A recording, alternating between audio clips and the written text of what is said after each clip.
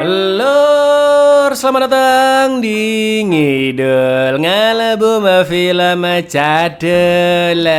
Lur, sebulanan lagi udah tahun baru nih. Apakah doa kalian masih sama dengan tahun lalu? Gimana? Nyesel nggak? Betapa singkatnya bukan waktu berlalu? Balik mana ambil aku Icang dengan quotes hari ini. Bahagia nggak butuh alasan, asalkan nggak mikir tagihan.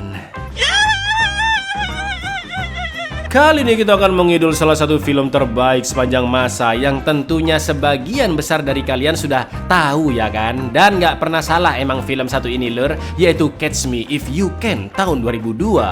Mengisahkan seorang remaja yang berhasil menipu jutaan dolar, bahkan bekerja di 3 profesi mentereng sekaligus hanya dalam waktu 4 tahun saja. Hah? Bagaimana bisa itu Cak? Langsung aja dong kita ke requestan pertanyaan lucu dari dulurku Matt ya. Cak, mau nanya hukum Newton. Emang Newton salah apa ya? Kan mending memaafkan. Nah, itu menghukum Newton dong. Jangan semua-semua jadi seharfiah itulah. Cari gara-gara terus ya Anda ini ya. Monggo sketchaken. Secret Service.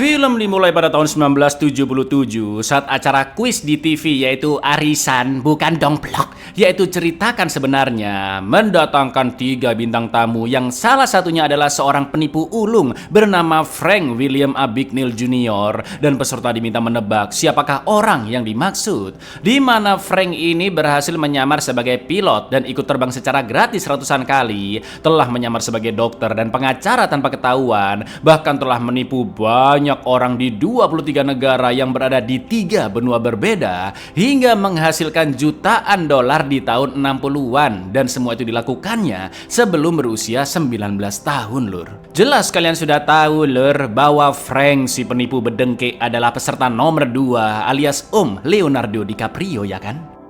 Scene pun flashback ke tahun 1969 di Perancis saat agen FBI yaitu Carl Henretti bersama rekannya mendatangi Frank yang sedang ditahan di suatu penjara khusus. Tujuan Carl ke sana untuk memindahkan Frank ke penjara di Amerika atas serangkaian kejahatan yang telah dilakukannya. Namun terlihat Frank yang batuk-batuk parah hingga akhirnya pingsan, dan Carl yang panik pun minta dipanggilkan dokter untuk memeriksa kondisi Frank.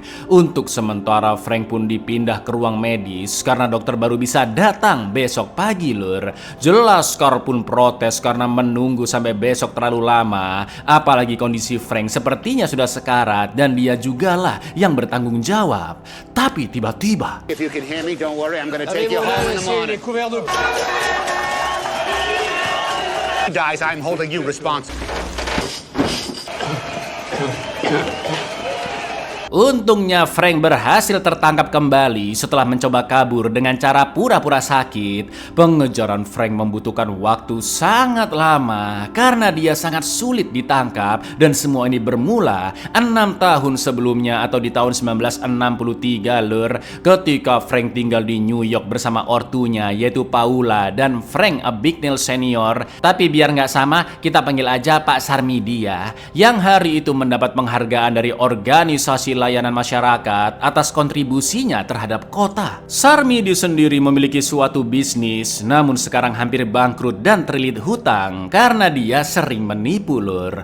Meski begitu hidup keluarga mereka terlihat sangat bahagia, dan Frank juga begitu senang melihat kedua ortunya yang masih romantis.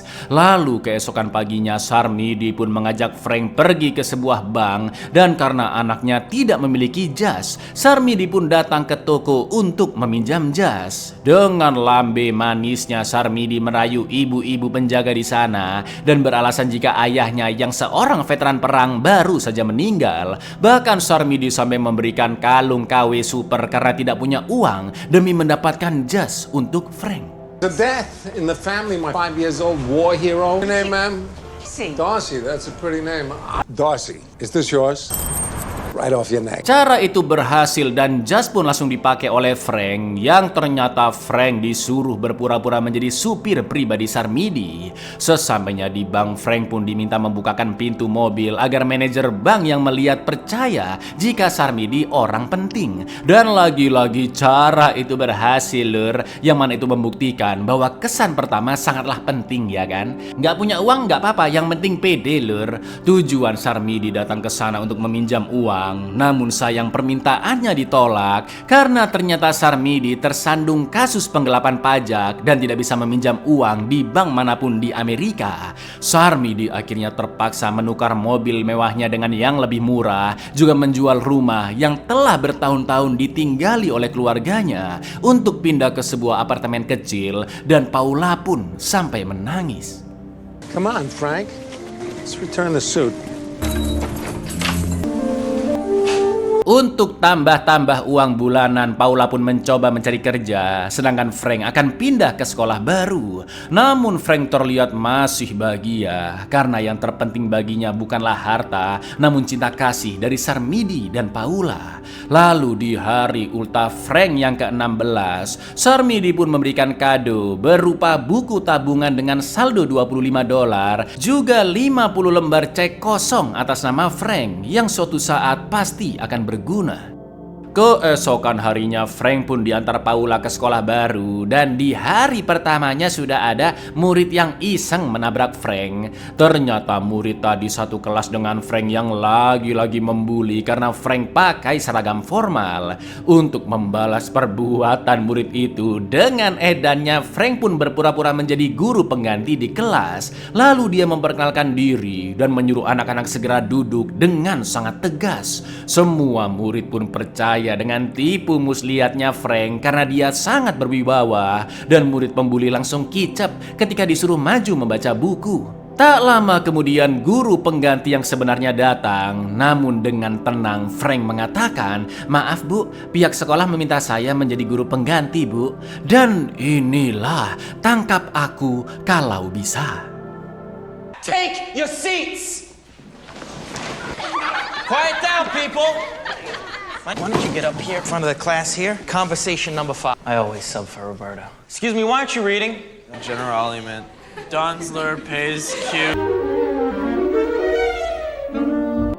Selama 1 minggu, Frank berhasil memainkan perannya, dan Pak Kepsek yang baru memergoki langsung memanggil kedua ortu Frank untuk memberitahu apa yang terjadi. Bukan hanya itu, lur, Frank juga meminta uang ke seluruh murid dengan alasan untuk rekreasi ke Perancis katanya. Paula tidak bisa berkata apa-apa mengetahui kelakuan anaknya, berbeda dengan Pak Sarmidi yang hanya tersenyum karena menganggap anaknya sangatlah cerdik.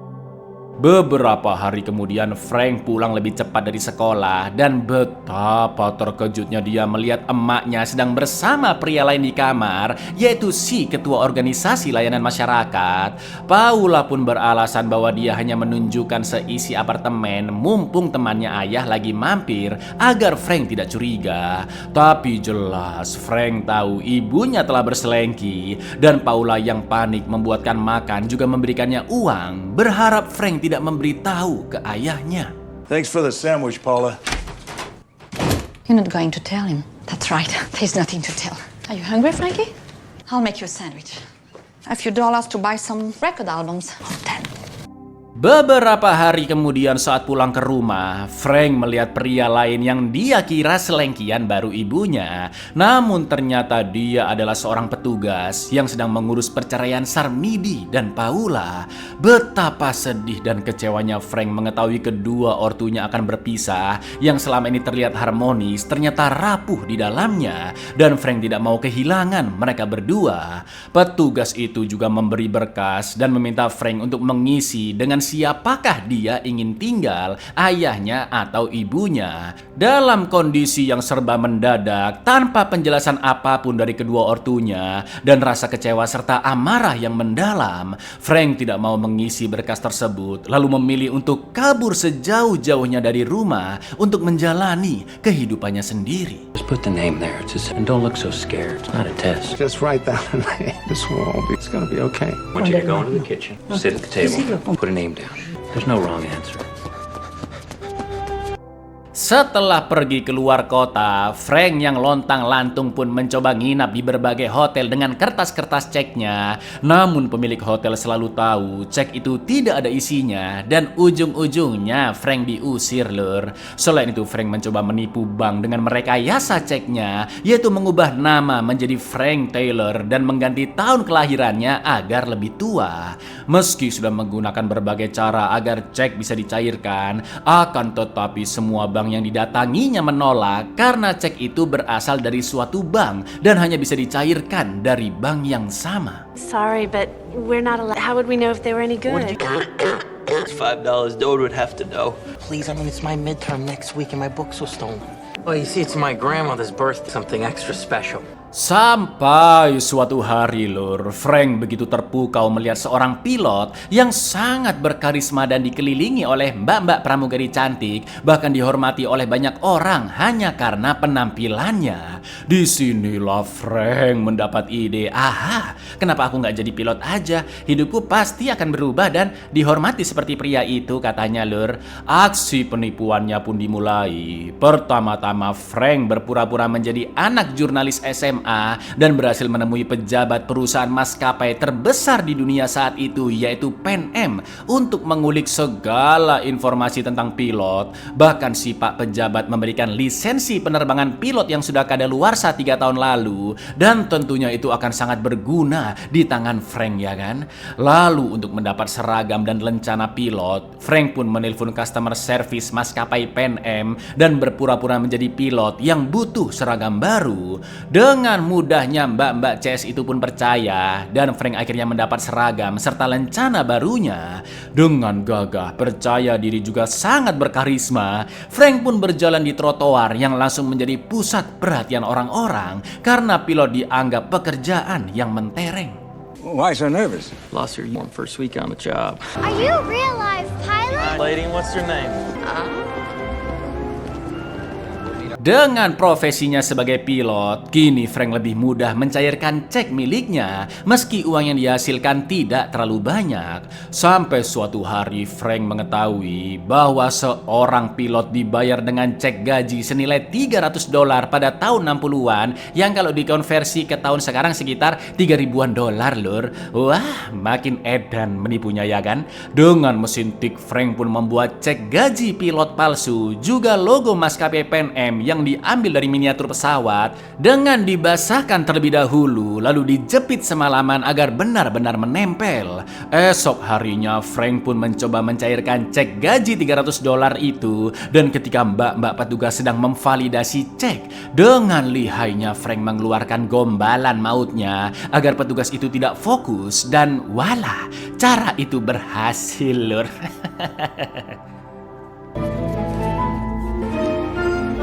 Most beautiful eyes. You get that all the time. How would you like it?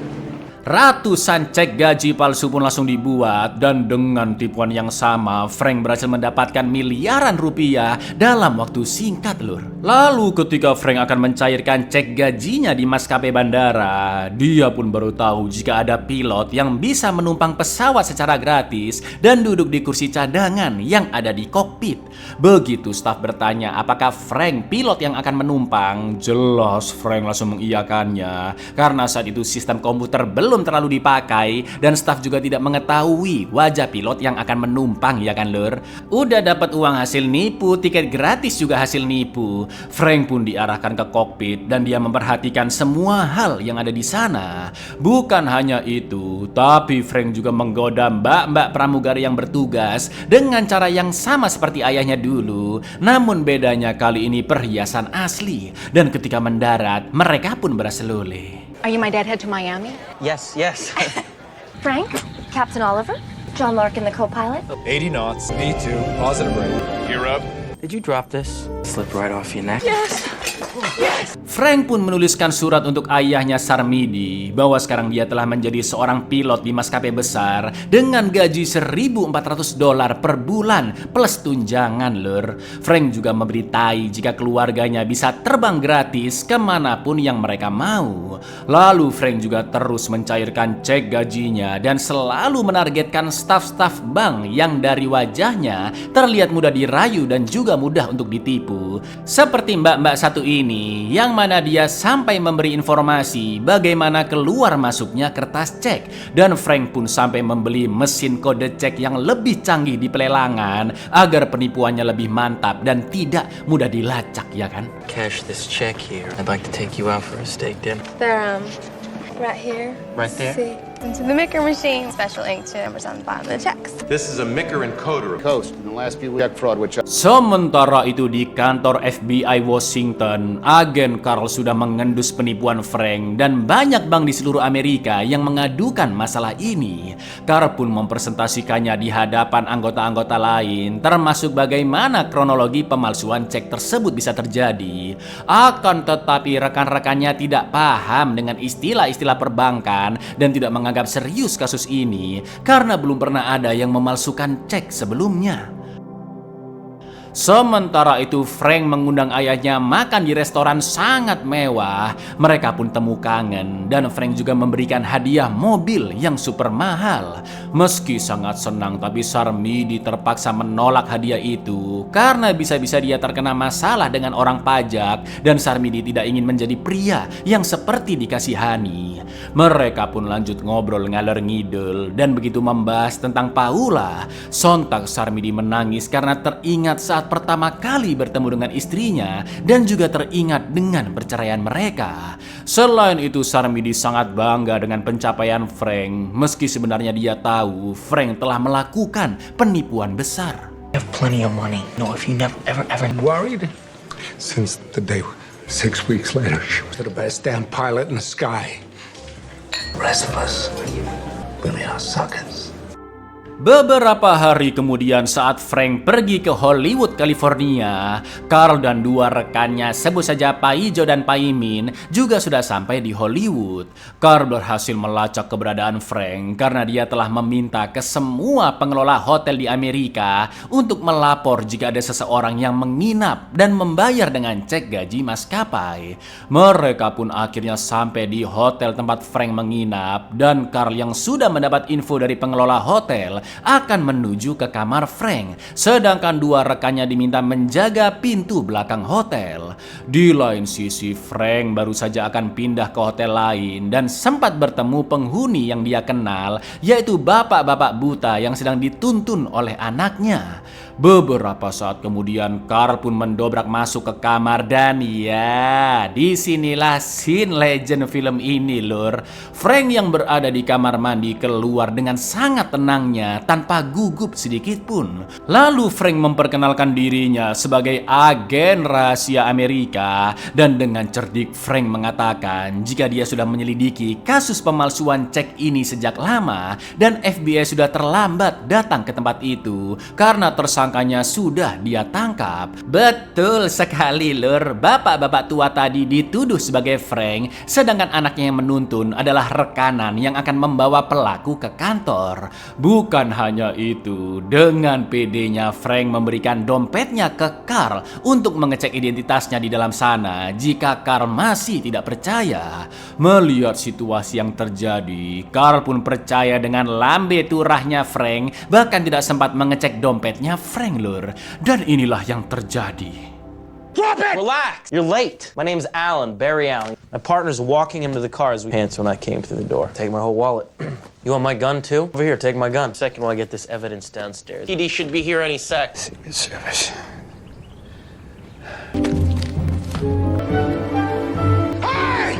Iya, lagi-lagi Frank berhasil menipu bahkan seorang agen FBI senior sekalipun, dan isi dompetnya hanyalah kartu-kartu member, lur. Setelah itu Frank kembali menemui pejabat maskapai Pan Am sebagai jurnalis SMA untuk menggali informasi lebih lanjut seputar pilot. Namun pejabat itu lagi nggak mood menjawab karena sedang fokus membaca berita penipuan cek oleh seorang pilot gadungan yang mengaku dari maskapai Pan Am, bahkan terbang gratis dengan maskapai maskapai-maskapai lain. Begitu melihat berita di koran, Frank pun sangat terkejut karena dia telah menjadi buronan yang serius. Apalagi Carl telah melihat wajahnya, yang cepat atau lambat Frank pasti akan tertangkap. Namun bukannya kapok atau bertobat, Frank justru merasa bangga karena di koran dia disebut sebagai penjahat udara layaknya James Bond.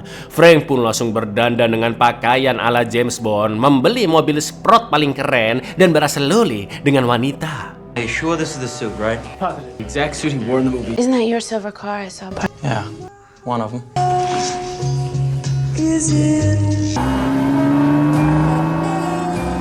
Saat Carl sedang memeriksa cek-cek palsu, tiba-tiba Frank menelponnya. Dan saat itu Carl masih mengira namanya adalah Barry Allen. Frank pun meminta maaf karena telah membodohi Carl. Namun Carl tidak mempermasalahkannya karena dia pasti bisa menangkap Frank suatu hari nanti. Carl juga menyadari bahwa Frank menelponnya karena sebenarnya dia kesepian hidup sendiri dan tidak ada orang yang bisa ditelepon kecuali Carl. Mendengar itu sontak Frank menutup teleponnya dengan emosi karena memang apa yang dikatakan Carl benar lur. Meski bergelimang harta dan bisa membeli apapun, namun Frank sangatlah kesepian karena tidak memiliki siapa-siapa. Lalu keesokan harinya saat lagi nongki di Warmindo sambil menyelidiki semua nama Barry Allen di Amrik, Carl pun baru tahu dari mas-mas waiters jika Barry Allen adalah alter ego dari superhero Flash. Carl pun akhirnya sadar bahwa Frank masih di bawah umur dan itulah kenapa sidik jarinya tidak ada yang cocok dengan data-data milik FBI karena memang belum terdaftar. Setelah menyikili di data anak-anak yang kabur dari New York, penyelidikan Carl pun sampai ke Paula yang telah menikah dengan si ketua organisasi. Saat interogasi, Paula sempat menjelaskan jika dia lahir di Perancis, tepatnya di desa kecil bernama Mont Richard, dan di sanalah Paula bertemu pertama kali dengan Roger. Lalu ketika melihat foto Frank yang ditunjukkan oleh Paula dari buku tahunan, Carl pun sangat senang karena sudah menemukan pelakunya beserta nama lengkapnya. Gak pakai lama Carl meminta Paijo Paimin segera mengirim pesan ke seluruh cabang FBI bahwa target mereka bernama Frank Abagnale Jr. yang masih berusia 17 tahun. Sedangkan Paula hanya bisa terdiam ketika mengetahui Frank telah memalsukan cek dan menghasilkan 1,3 juta dolar lur. So far, it's about $1.3 million. Di lain sisi, Frank sedang berada di Atlanta dan mengadakan pesta di rumahnya untuk mengatasi kesepian. Penipuannya sebagai pilot juga dihentikan agar tidak terlacak oleh FBI maupun polisi. Lalu karena salah satu tamu ada yang pingsan, Frank pun segera datang ke rumah sakit untuk menjenguknya. Di sana dia pun bertemu dengan perawat yaitu Brenda yang menangis karena baru saja dimarahi oleh dokter gara-gara kerjanya nggak benar. Frank pun langsung menenangkannya. Bahkan Mbak Brenda kembali tertawa karena gombalan Frank. Lalu Frank kembali mendapat ide penipuan gila untuk menambah pundi-pundi uang berikutnya, yaitu dengan bekerja menjadi dokter lur. Dengan pengalamannya, Frank mampu membuat ijazah palsu dengan nama Frank Connor yang lulus dari kedokteran Harvard dengan peringkat tertinggi, serta pernah menjadi kepala dokter di Rumah Sakit Anak California. Tak lupa Frank juga mengabari Sarmidi bahwa sekarang dia pindah haluan bekerja menjadi dokter. Maybe I'll even find someone to settle down, to wake up in the same bed every night. I'm on to babysit 6 interns and 20 nurses. Harvard Medical School, Southern California Children's. Frank pun langsung diterima kerja dan dia diminta menjadi pengawas IGD di jam malam yang bertanggung jawab untuk mengawasi 6 dokter magang serta 20 perawat tanpa harus turun tangan menangani pasien. Jelas posisi ini sangat menguntungkan Frank ya kan, dan dia terus mendalami ilmu kedokteran hanya berbekal nonton sebuah acara di TV.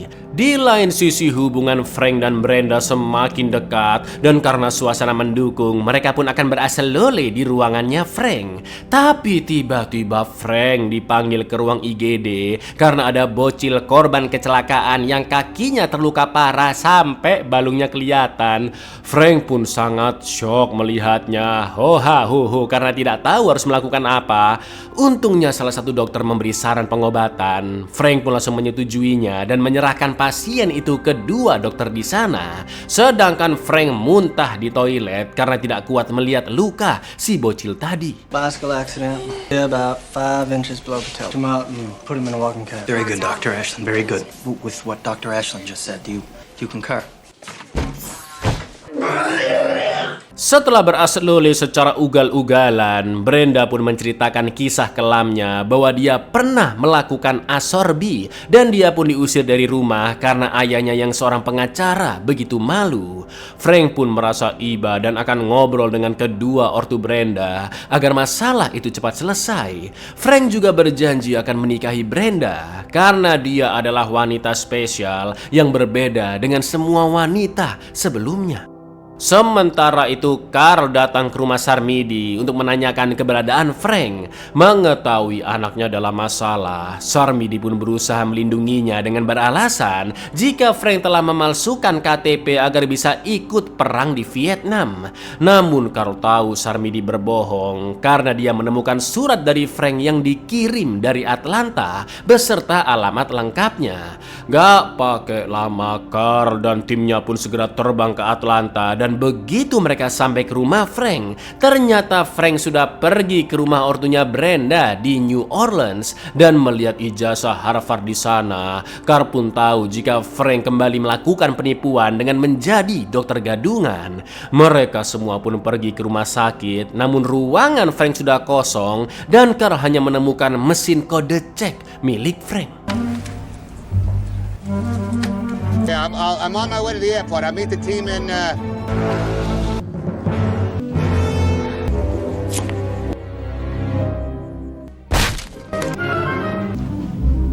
Alhamdulillahnya kedua ortu Brenda menyambut Frank dengan baik karena mereka senang ada pria yang mau menerima Brenda meski mengetahui aibnya, terutama ayah Brenda yang bernama Roger. Karena sudah mencari tahu tentang Roger yang seorang pengacara, lagi-lagi Frank ngibul gedabrus ya kan, bahwa sebelum kuliah kedokteran Frank telah lulus ujian pengacara di California, bahkan sempat menjadi pengacara selama 1 tahun. Frank juga mengambil hati kedua ortu Brenda dengan mengaku-ngaku kuliah hukum di kampus yang sama dengan ayahnya Brenda.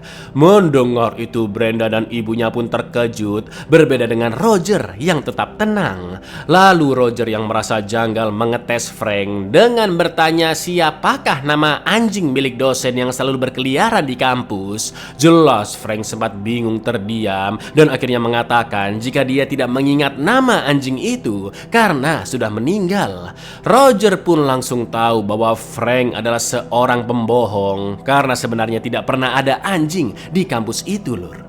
Before I went to medical school, I passed the bar in California. Oh gosh, isn't that where you went, Daddy? Maybe Frank could come work for you. What was the name of his little dog? The dog was dead. Keesokan harinya Frank dipanggil Roger ke kantornya untuk ditanya apa maksud Frank ingin menikahi putrinya dan siapakah Frank sebenarnya, karena apa yang diceritakan sangatlah janggal. Di sini Frank sadar jika Roger bukan pria kaya biasa, tapi dia juga sangat pintar, dan karena sudah tidak bisa gedabrus lagi, Frank akhirnya dengan jujur mengatakan, "Aku bukan dokter, aku bukan pengacara, aku juga bukan pilot, aku hanyalah pemuda yang jatuh cinta pada putrimu." Tak disangka-sangka Pak Roger terpukau dengan kejujuran Frank, juga menganggap dia adalah pria yang romantis karena Frank melakukan segala cara demi mendapatkan wanita impiannya. Lalu Roger akan membantu apapun yang diinginkan Frank, dan secara terang-terangan Frank mengatakan jika dia berminat menjadi pengacara di New Orleans. I'm just a kid who's in love with your daughter. Proposed to Carol after 5 dates with 2 nickels in my pocket. You're romantic. Like us and nothing without the women. Came here to ask me. What would I have to take the bar here in New Orleans? Frank pun mengikuti ujian pengacara yang alhamdulillahnya lulus, sepertinya dibantu oleh Roger. Tapi Lur, dia mendalami ilmu tentang hukum lagi-lagi lewat TV, dan Roger pun merekrut Frank sebagai asisten jaksa. Hari demi hari berlalu, keahlian Frank dalam berbicara membuatnya semakin handal dalam bidang hukum, dan keluarga Brenda juga begitu hangat memperlakukan Frank. Melihat camernya yang begitu harmonis membuat Frank sangat tersentuh dan teringat dengan kedua ortunya. Karena sudah lama nggak ketemu, Frank pun kembali menemui ayahnya yang kini bekerja di kantor pos. Frank memberitahu jika sekarang dia menjadi pengacara dan juga memberikan undangan acara tunangan karena akan menikahi seorang wanita. Sampai hari itu Lur, Frank masih berharap Roger dan Paula bisa rujuk, lalu mereka berdua bisa datang ke acara nikahan Frank nanti. Namun Frank sangat terkejut karena baru mengetahui ibunya telah menikah lagi.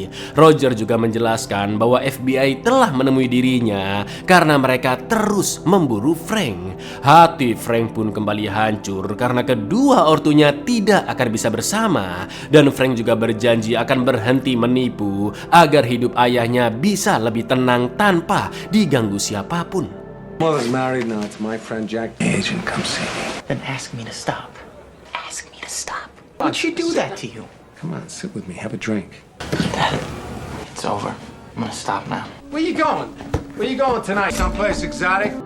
Setelah itu Frank menelpon Carl yang masih lembur di kantornya untuk memberitahu bahwa dia akan berhenti menipu karena sebentar lagi akan menikah dan ingin hidup damai. Namun dengan tegas Carl mengatakan bahwa apapun yang terjadi, Frank akan tetap dipenjara karena total pencurian yang telah dia lakukan mencapai $4 juta, Lur. Frank pun memohon agar Carl berhenti mengejarnya, namun Carl menjawab bahwa dia pasti akan menangkap Frank. Singkat cerita, di hari H pesta pertunangan yang dihadiri keluarga dan para kolega, ternyata Carl sudah berhasil melacak lokasi pesta tersebut. Dan begitu melihat Carl DKK datang, Frank pun langsung menarik Brenda masuk ke kamar untuk menjelaskan apa yang sebenar-benarnya terjadi. Mulai dari nama asli, usianya bukan 28 tapi 18 tahun, sampai perjalanan hidup Frank setelah kabur 1,5 tahun lalu dari rumahnya yang telah menjadi penipu demi mendapat uang. Frank juga menunjukkan 2 koper full berisi uang yang didapatkannya dari hasil menipu.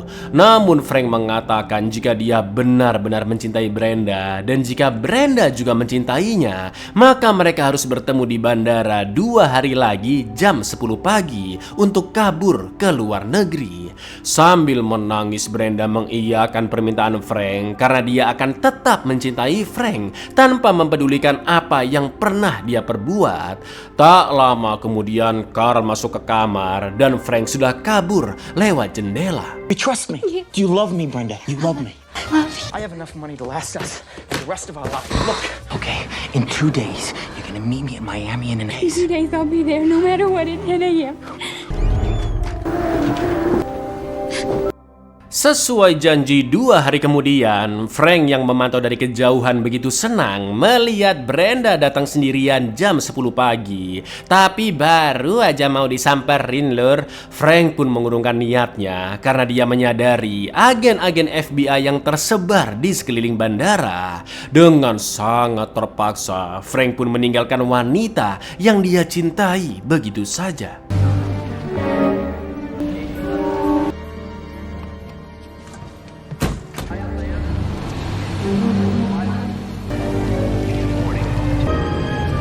Sementara itu Carl yakin Frank telah menyadari keberadaan mereka. Namun besok atau lusa Frank pasti akan kembali datang, dan Carl sudah menyuruh polisi untuk berjaga di setiap bandara. Di lain sisi, Frank mendapatkan ide yang sangat cerdik untuk bisa kabur dari kepungan FBI. Dengan memanfaatkan status pilot gadungannya, Frank pun menelpon salah satu kampus untuk memberitahu jika maskapai Pan Am sedang mencari pramugari baru untuk direkrut. direkrut.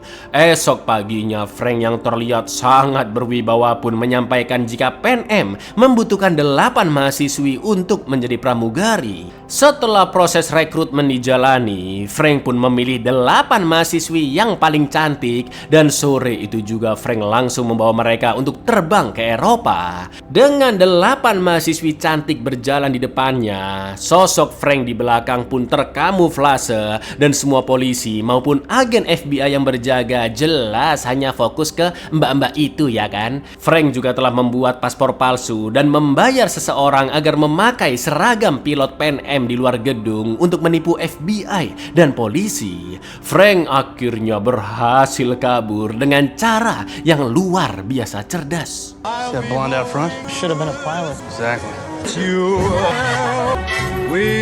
Did you get a look at his face? Got his pilot's cap on. Carl, I think it's him. Man paid me $100 to wear this uniform. Pack up, let's... Selama 7 bulan, Carl, Pak Hijau, dan Pak Imin terus mencari keberadaan Frank, namun dia sangat sulit untuk ditemukan. Sekarang Frank juga sudah mampu membuat cek gaji palsu yang sempurna, benar-benar mirip dengan aslinya lur, dan dicairkan di berbagai negara belahan dunia. Namun kalau mendapatkan petunjuk penting bahwa Frank pasti mencetak kertas-kertas cek di suatu negara di Eropa, dan di sana jugalah tempat persembunyiannya. Karena dari hasil pengamatan, Frank selalu kembali ke Eropa setelah berkeliling dunia. Akan tetapi atasan Carl pesimis karena di Amerika saja Carl tidak bisa menangkap Frank, apalagi kalau dia kabur ke Eropa dan tidak tahu di negara manakah Frank berada. Namun Carl tidak putus asa sampai akhirnya dia menyadari bahwa kertas cek yang digunakan oleh Frank memiliki tekstur dan berat yang sedikit berbeda.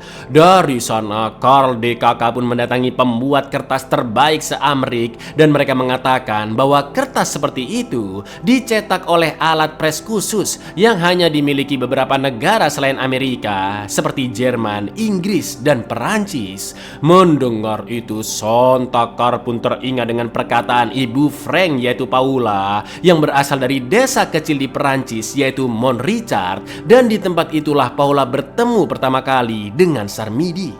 Color separation flawless. There's no bleeding. Germany, Great Britain, France. France.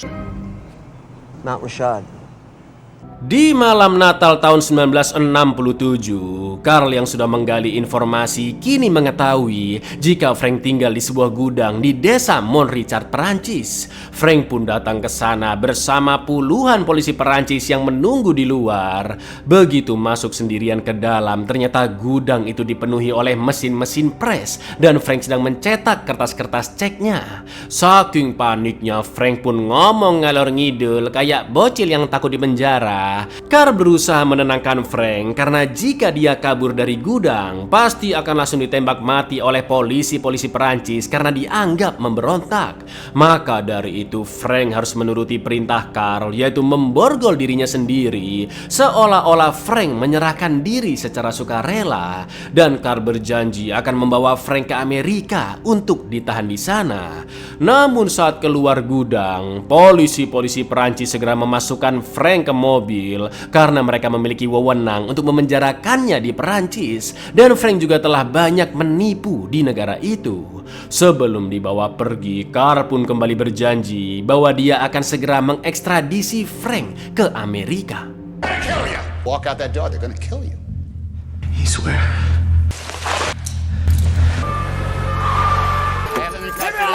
Don't worry, Frank. I'll have you extradited back to the... Don't worry. Begitulah perjalanan hidup Frank yang berakhir di penjara Perancis selama 2 tahun, sampai akhirnya Carl datang membawa dokumen resmi untuk mengekstradisi atau memindahkan Frank ke Amerika, seperti yang sudah kalian lihat di awal film ya kan lur. Dalam perjalanan menuju ke Amrik, di pesawat Frank mengatakan jika dia sangat merindukan ayahnya dan ingin diperbolehkan menelpon meski hanya sebentar. Namun betapa terpukul terpukulnya Frank ketika Carl memberitahu bahwa Roger telah meninggal karena terjatuh di tangga hingga lehernya patah. Jelas Frank menangis sesenggukan, tantrum dan menjadi pusat perhatian para penumpang hingga Carl membawanya ke toilet untuk menenangkan diri. Frank sempat teringat momen-momen bahagia bersama kedua ortunya. Namun di toilet itu dia juga mendapat ide yang sangat edan karena ternyata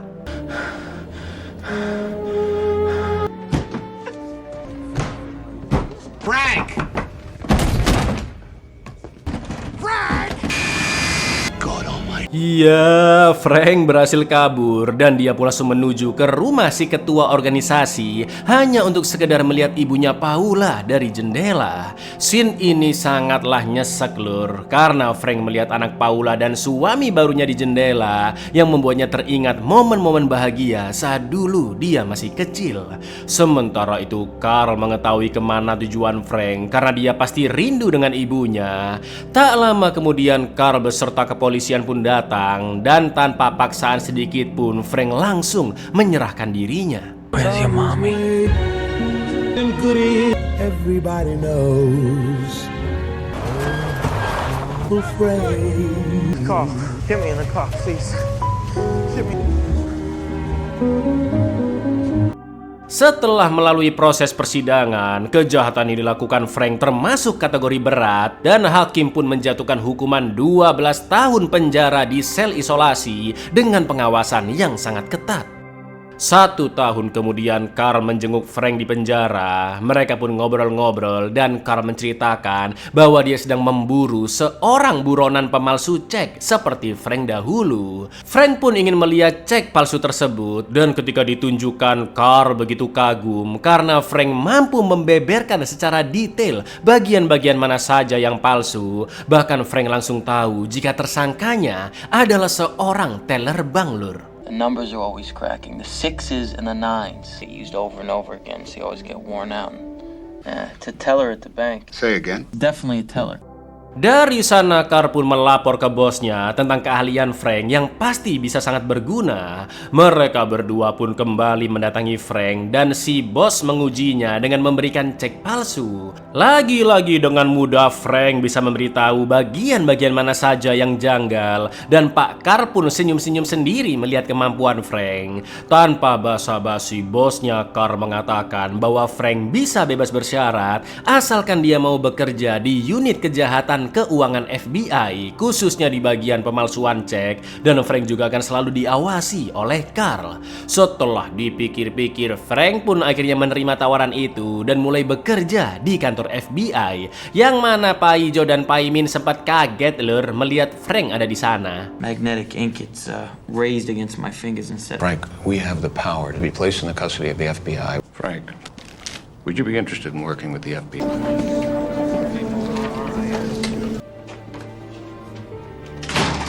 Singkat cerita, Frank sudah kerja berbulan-bulan lamanya dan berhasil menyelesaikan banyak kasus penipuan cek. Sampai suatu hari ketika OTW pulang, Frank sempat melihat seragam pilot di sebuah toko dan terbersitlah pikiran untuk menjadi pilot gadungan kembali. Lalu esok harinya Frank mengajak Carl liburan bareng saat weekend nanti, tapi Carl menolak karena dia sudah ada janji dengan keluarganya. Setelah itu Frank pun memotong fotonya dari berkas kriminal untuk dijadikan paspor palsu, dan di hari Sabtu Frank berencana terbang ke Eropa sebagai pilot gadungan. Namun ternyata Carl yang memiliki firasat buruk sudah mengetahui niat Frank dan mendatanginya. Dengan tenang Carl menjelaskan jika Frank kabur kemanapun dia pergi, maka cepat atau lambat Frank pasti akan ditangkap lalu dipenjara seumur hidup dan Carl tidak akan bisa lagi membantunya. Carl tidak mempermasalahkan Frank yang ingin berlibur di weekend ini karena Carl yakin Frank pasti akan kembali bekerja di hari Senin. Mendengar kata-kata dari Carl, Frank pun tersadar bahwa dia sudah tidak memiliki siapa-siapa lagi. Ayahnya telah meninggal, sedangkan ibunya hidup bahagia dengan keluarga barunya. Dan selama ini justru Carl lah yang begitu perhatian kepada Frank, bahkan memberikan kesempatan kedua baginya. I spent 4 years trying to arrange your release. Bosses at the FBI, they're going to try to stop you. Because I know you'll be back on Monday. Di hari Senin, FBI sedang mengusut kasus pemalsuan cek yang sangat serius. Namun Frank masih belum juga datang. Mau nggak mau, Carl pun memeriksa kertas cek itu sendiri. Dan berapa kali pun dicoba, jelas Carl kesulitan ya kan lur. Sampai akhirnya ya, alhamdulillah Frank datang dan langsung memeriksa cek kertas tersebut. Frank juga memberitahu Carl bahwa dia benar-benar lulus ujian pengacara setelah fokus belajar selama 2 minggu. Itu artinya lur, Frank sebenarnya adalah sosok yang sangat cerdas dan kini dia sudah bisa mengalahkan egonya untuk fokus bekerja di FBI demi masa depannya yang lebih baik. I didn't cheat. I studied for 2 weeks and I passed. Oh, Carl, I think this guy's pretty smart. So all we have to do now is catch. I bet this guy steals checks out of mailboxes. Frank Abagnale Jr. akhirnya terbebas dari penjara pada tahun 1974 dan telah membantu FBI untuk menangkap pemalsu-pemalsu cek kelas kakap yang bahkan paling sulit dicari sekalipun lur. Frank sendiri telah menikah selama 26 tahun dengan seorang wanita dan memiliki 3 anak serta hidup damai di suatu tempat. Sedangkan karirnya juga melesat karena dia mendesain banyak model-model kertas cek yang aman dari pemalsuan, di mana kertas cek itu sudah digunakan oleh 50 perusahaan terbesar di Amerika termasuk bank, dan berkat jasanya perusahaan-perusahaan itu pun membayar Frank jutaan dolar setiap tahun. Di lain sisi dulu Frank dan Carl tetap berteman baik, namun naasnya Mbah Carl meninggal di tahun 2005 lur.